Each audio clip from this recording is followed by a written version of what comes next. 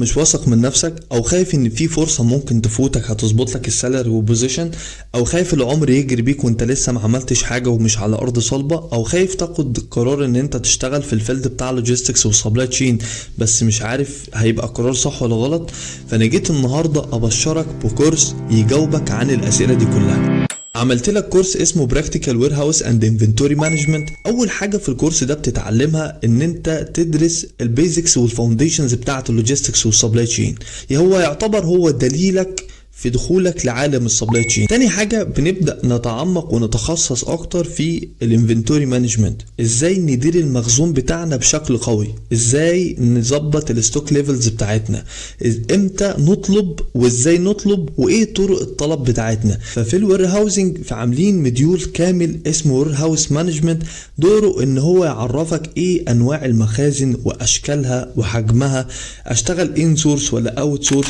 انا اسامه عبيد ومستنيكوا في كورس براكتيكال وير هاوس اند انفنتوري مانجمنت. ما عليك ان انت بس تكتب كلمه مهتم ويلا بينا على طول.